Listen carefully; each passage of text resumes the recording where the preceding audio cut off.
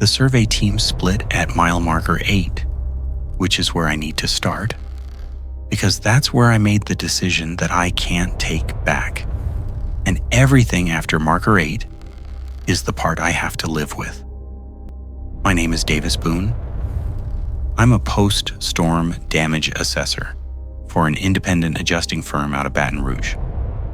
When a hurricane, tornado, or severe convective event hits a region and the claims volume exceeds what the local carriers can process, they contract firms like ours to deploy teams. We drive the affected area, document damage on a parcel-by-parcel basis, file preliminary loss estimates, and move on. I've done this for 9 years across 11 states. I am not an engineer. I am not a meteorologist. I am a man with a clipboard, a camera, a drone, and a very specific set of assessment codes that correspond to very specific types of structural damage. And my job is to match what I see to what the codes describe. That's it. The codes are the language. The damage is the text. I translate. On April 19th of this year, a high-end EF3 tornado cut a 17-mile path through Point Coupe Parish, Louisiana, starting near Livonia and tracking northeast through open sugarcane country before crossing Highway 1 and lifting somewhere east of Morganza. Peak winds estimated around 158 miles per hour. The path was narrow, 300 yards at its widest, but the damage inside the path was total. Where the tornado walked, things stopped being what they were. Our firm deployed a 4-person team. Me, a woman named Sina, who'd been doing this 2 years longer than I had, and 2 newer adjusters were Tomas and Ridley. We were assigned the full path mile by mile, starting from the point of origin and working northeast. Standard protocol: drive the center line, stop at each affected property, photograph code, estimate, move on. A mile marker in storm survey doesn't mean a highway marker. It means the distance along the tornado's ground track, measured from touchdown. Mile marker 1 is the first mile of damage. Mile marker 17 is the last. Our routing sheet came from the Parish Emergency Management Office. It was a spreadsheet: addresses, parcel numbers, GPS coordinates, mile-by-mile breakdown of the track. Standard, except for one line highlighted in yellow that said MM11. No structures, no parcels. Skip to MM12. Do not survey. I've been on 40-plus deployments. I have never seen an instruction to skip a mile of tornado track. If a mile has no structures, you still drive it. You document the open field damage, crop loss, fence lines, power infrastructure, road surface. You photograph the swath. Continuity matters. If there's a coverage dispute later and the record shows a gap in the survey, the whole assessment can be challenged. You do not skip miles. You do not leave holes. I flagged it at the morning briefing. The parish liaison, a man named Hebert, who'd been coordinating recovery logistics since the storm hit 4 days prior, looked at the spreadsheet and said, "That section's open field. Sugarcane, nothing to assess. Save your time for the structures." Sina asked if there was a landowner access issue. Hebert said, "No." Sina asked if there was hazardous debris, downed high voltage lines, chemical spill, anything that would make the area unsafe. Hebert said no. Sina asked why we were being told to skip it. Hebert said, "Because there's nothing there," and moved on to the next item. We started the survey at 7:30. The first 8 miles took until mid-afternoon. Heavy structural damage, homes sheared off foundations, a church with its steeple driven into the adjacent field like a javelin, a metal barn peeled open and deposited 200 yards from its slab. Standard EF3 presentation. Terrible, but legible. The codes worked. The damage matched the language. At mile marker 8, We stopped at a crossroads to recalibrate the drone batteries and eat. The track ahead crossed a long stretch of agricultural land. Flat, open, minimal structures. Sina suggested we split. She and Ridley would take markers 9 and 10. I'd take marker 11. Tomas would start on 12. And we'd converge at 13 where the track re-entered a residential area. I said I'd take 11 specifically because 11 was the one we'd been told to skip. I said this out loud. Sina looked at me. She didn't argue, she didn't agree. She said, "Your call," which is what Sina says when she thinks you're wrong but doesn't want the argument on record. I drove the farm road that paralleled the track into mile marker 11 alone at approximately 3:40 in the afternoon in my company truck with the full survey kit. Here's what I expected to find. Destroyed sugarcane, scoured topsoil, maybe a pump house or an irrigation shed, maybe a stretch of gravel road that had been relocated by the wind. Standard agricultural damage in an EF3 path. Here's what I found. The tornado track was visible from the road. You could see the swath and get the color change where the cane had been stripped and the soil exposed. But inside the swath at mile marker 11, the ground was wrong. I don't mean damaged. I mean wrong. The exposed soil was darker than the surrounding field. Darker than alluvial soil should be in Point Coupe Parish, which is Mississippi River floodplain. Tan, silty, predictable. The soil inside the swath at marker 11 was nearly black, and it was not burned. I know what scorched earth looks like. This was not that. The soil was dark the way old things are dark. The way something that has been buried for a long time is dark when it comes back up. I parked, I got out, I walked to the edge of the swath. The first thing I noticed was the smell.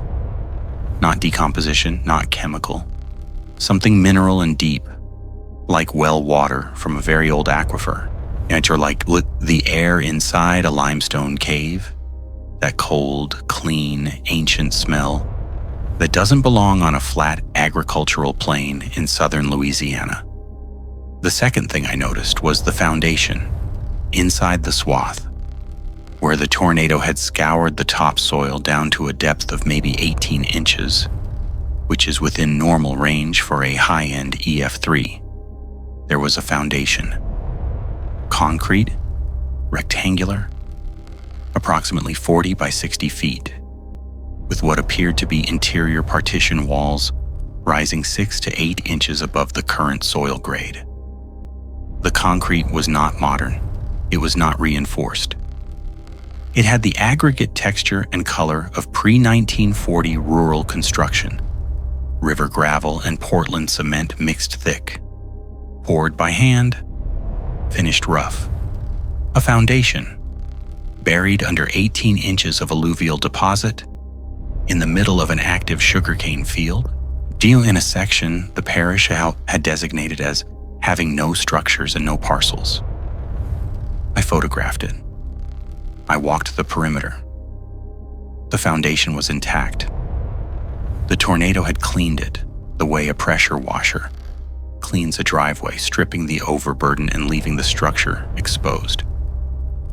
I could see where interior walls just divided the space into rooms. I could see what appeared to be a doorway, or at least a gap in the perimeter wall facing south. I could see a discoloration in the concrete at the northeast corner that looked like a stain that had been there for a very long time. I should have called Sina. I should have logged the find, photographed it from the drone, coded it as a discovered structure requiring further assessment, and moved on. That's the protocol. Discovery of an undocumented structure during a damage survey gets flagged. Ike is reported to the parish and handled by a different department. It's not my job to investigate, it's my job to see it, code it, and pass it along. I didn't call Sina. I kept walking. The foundation had 7 rooms. I counted them by walking the interior walls, stepping over the 6 to 8 inch ridges of old concrete that divided the space. 7 rooms arranged in an L shape, with a larger room at the south end, a main room probably, and 6 smaller rooms, branching off a central corridor that ran north. The layout was residential, but the scale was institutional. Too many rooms for a family house. Too small for a school or a church. The size and arrangement suggested something between a large household and a small facility. A boarding house, maybe, or a dormitory, or a clinic. In the 3rd room on the east side, I found the names, or someone had scratched them into the wet concrete before it set, probably with a nail or a stick.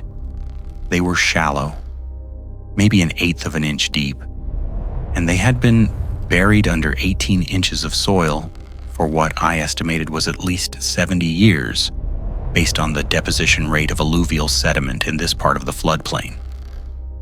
The tornado had exposed them the way it had exposed the foundation, by removing everything that had been placed on top.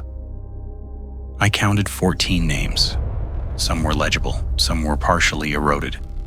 The ones I could read were the Otis M., Chavez Pearl Boudreaux L., Emmeline John Small CC, Baby Ray.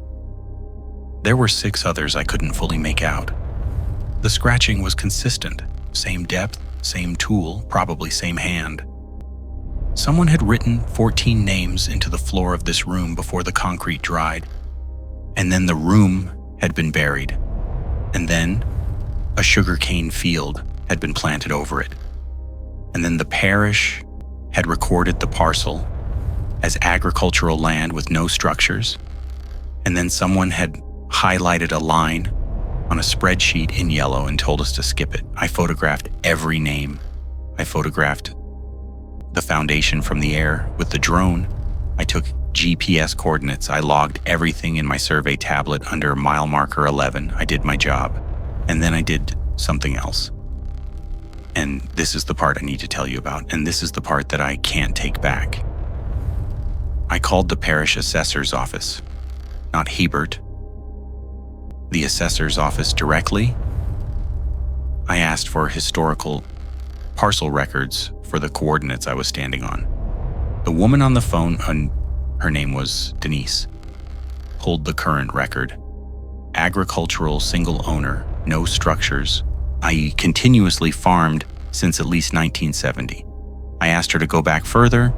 She said the digital records only went to 1962. I asked if there were paper records. She said yes, in storage, and it would take a few days. I asked her to pull them. She called me back the next morning. She said the parcel had been subdivided in 1959 from a larger tract. Before 1959, the larger tract was listed under the ownership of something called the Point Coupe Parish Agricultural Training Facility. She said the facility appeared in records from 1931 to 1958. She said there were no photographs, no building permits, no demolition records, and no documentation of what the facility was or whom it served.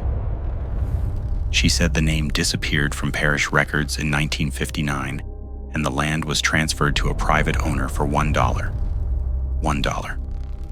In 1959.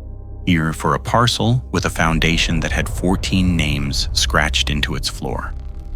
I know what a training facility was in rural Louisiana in the 1930s. I know who attended them. I know why the records are sparse. I know why the building was buried instead of demolished. And I know why the names were in the concrete and not on a register. And I know why a parish liaison would highlight a line in yellow and tell a survey team to skip it. And I'm telling you this not because I know these things, but because of what happened next, which is the part I cannot explain and the part that has changed everything. I filed my survey for mile marker 11. Complete documentation, photographs, GPS, drone footage, structural description, the names. the historical records Denise had pulled. I submitted it through the normal system.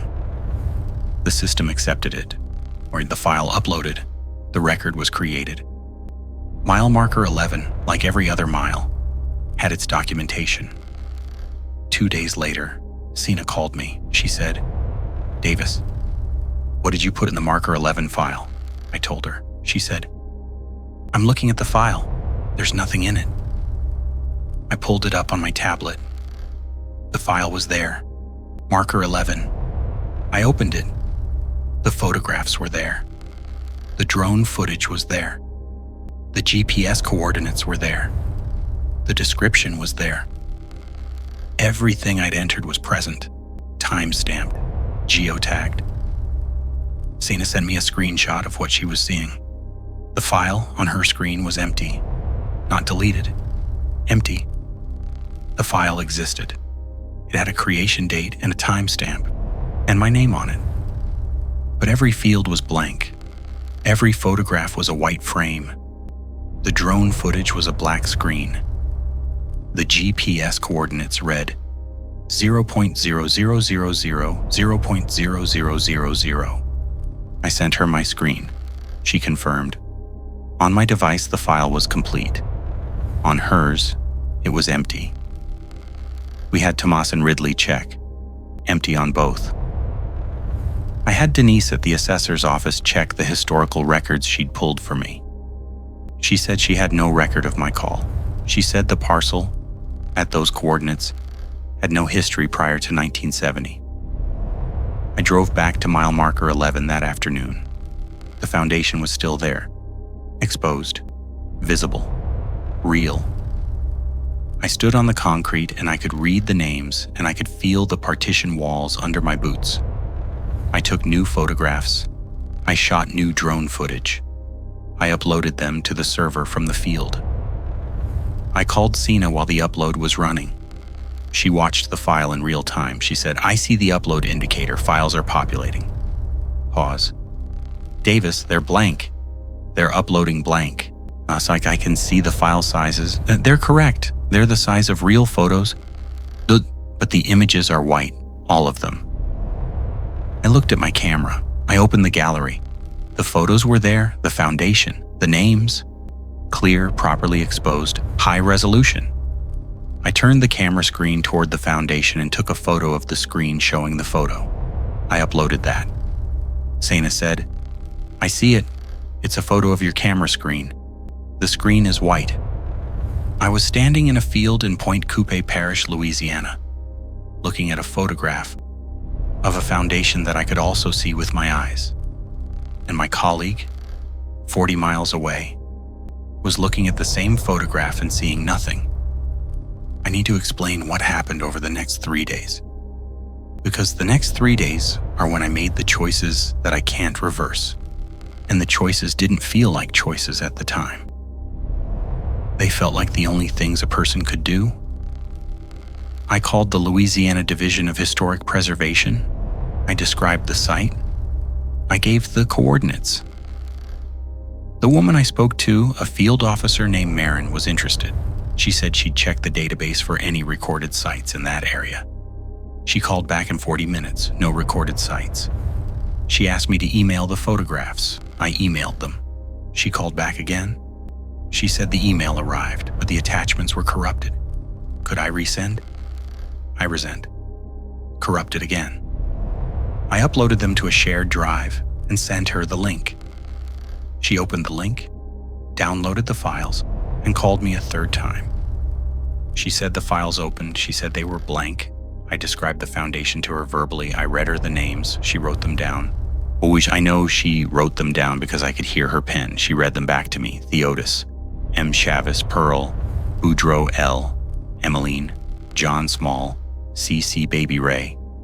She said she'd run them against available records and call me back. She didn't call back.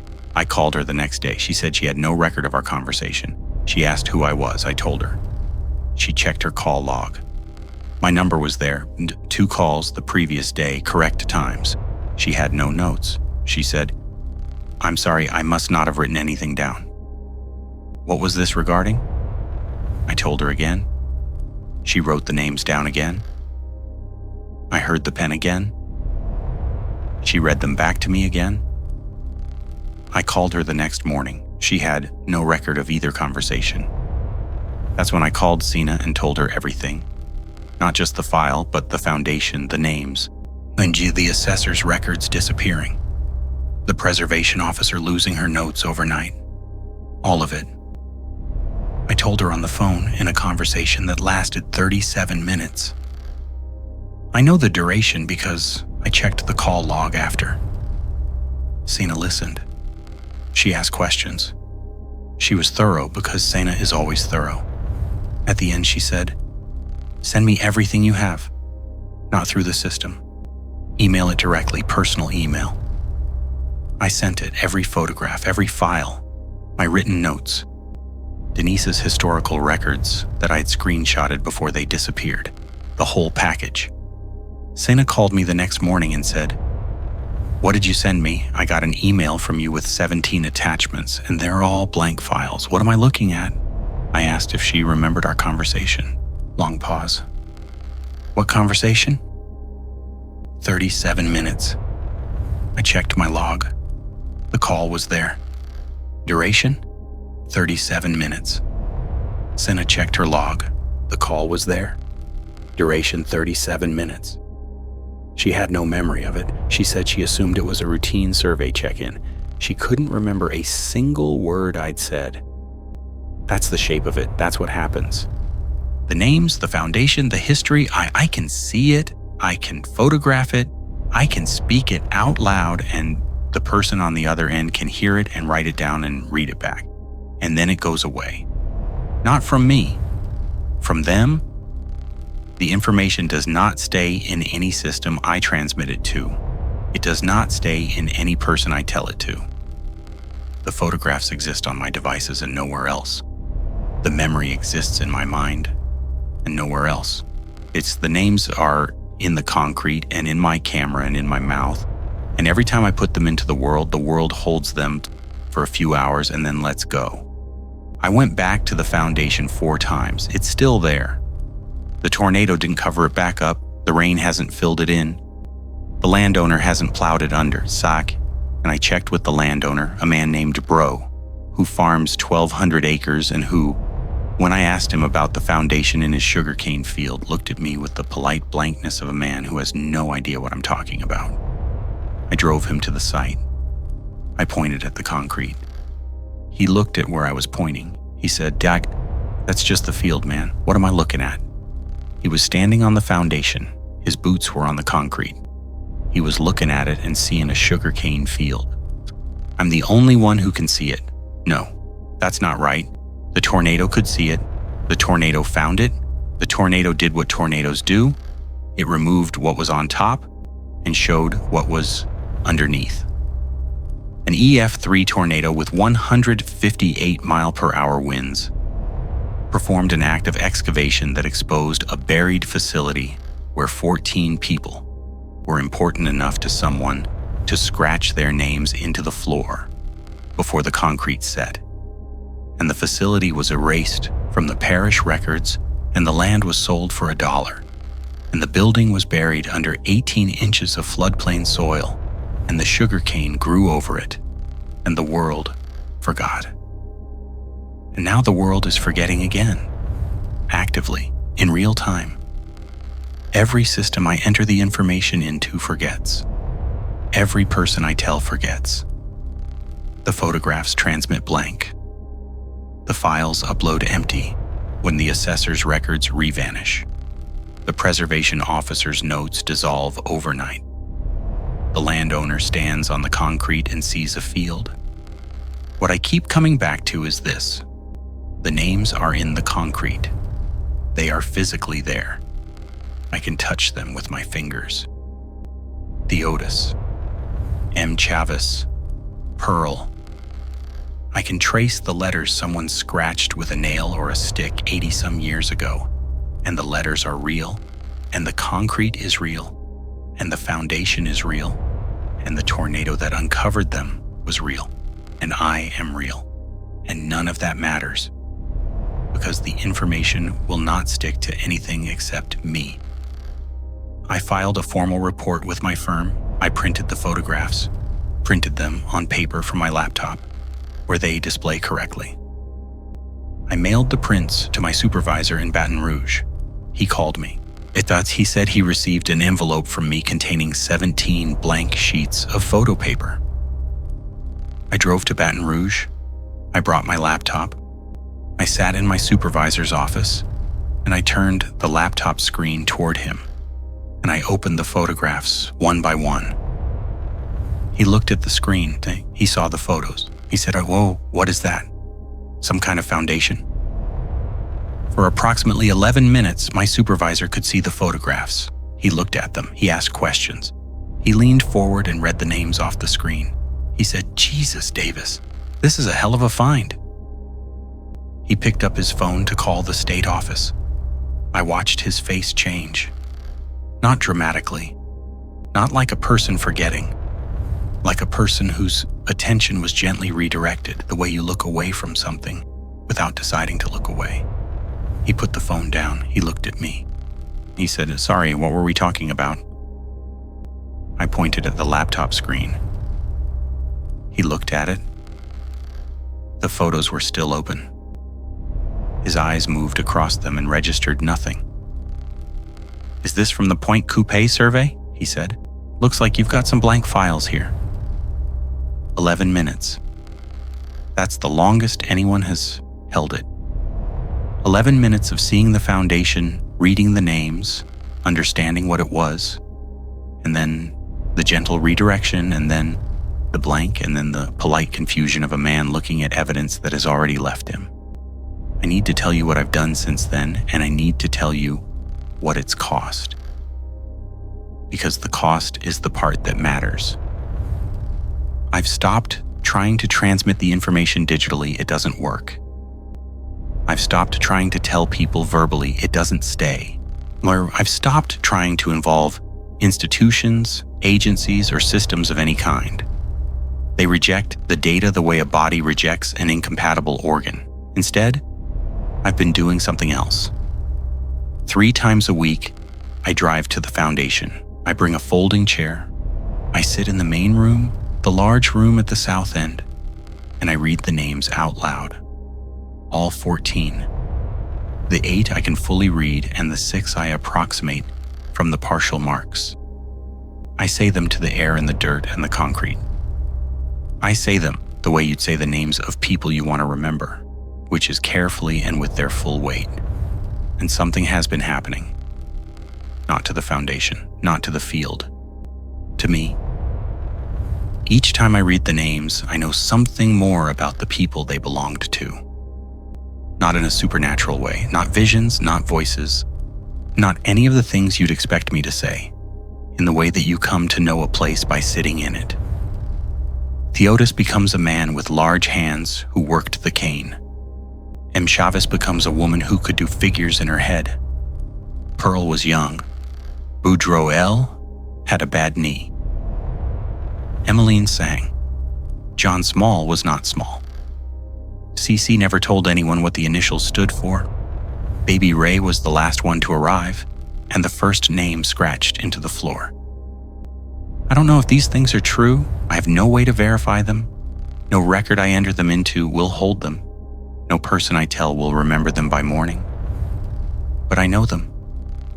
The knowing stays in me, only in me. And it's growing, visit by visit. The way a language becomes fluent, not by studying, but by listening.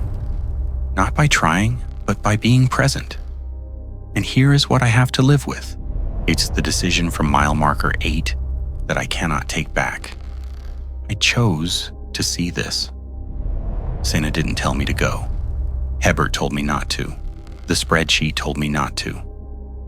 The system had already decided that mile marker 11 was empty, and I overrode the system, and now I'm the only person in the world carrying 14 names that the world will not hold, and I can't put them down. Not because they won't let me, because I don't want to. I'm the only one who can see the foundation. I'm the only one the names will stay in. And every Tuesday, Thursday, and Saturday, I sit in a folding chair in a sugarcane field in Pointe Coupé Parish, and I say the names of 14 people who were buried twice, once in the ground and once in the record. And the tornado pulled them up, and the world is trying to push them back down. And I am the only thing between those names and the silence that has been eating them for 80 years. This is not what my job is. My job is to match damage to codes. My job is to translate. But these 14 names don't have a code.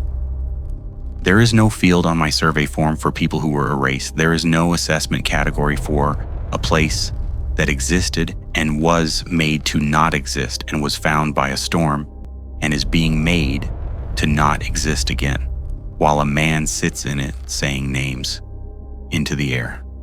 Senna told me last week that I seem different. She couldn't say how. She said I seem slower. She said I seem like I'm carrying something. She doesn't remember saying the same thing to me 2 weeks before that. Tomas asked me yesterday why I keep driving to Pointe Coupé on my days off. I told him. He listened. He nodded. He said it sounded heavy. This morning, he asked me the same question as if we'd never had the conversation. I am becoming the only archive. Not because I was chosen, because I walked into a field and read what was written there, and the reading stuck. And now I am where the names live, and if I stop going, if I stop saying them, I don't know if the concrete will be enough. The concrete held them for 80 years under the dirt, but the dirt is already creeping back. I can see it. Each visit, a little more soil at the edges, a little more sediment in the low spots. The field is reclaiming the foundation the way the records reclaimed the history, slowly, patiently, with the absolute confidence of a system that has decided something does not exist. I figure I have a few months before the names are covered again. I'm getting a chisel, not to excavate the foundation, not to uncover the rooms, just the names, just the third room on the east side. I'm going to recut the letters deeper, deep enough that the next 80 years of alluvial deposit won't fill them, deep enough that the next tornado, or the one after that, will find them again. And I'll keep saying them, every visit, out loud, to the air that will not carry them past my own ears, and to the ground that is trying to swallow them, and to the concrete that someone poured by hand in the 1930s and knelt in before it set and pressed a nail into the wet surface and wrote Theodis and M. Chavez and Pearl and Boudreaux L. and Emmeline and John Small and C.C. and Baby Ray, because those names were the only record that would survive what was coming. And that person was right.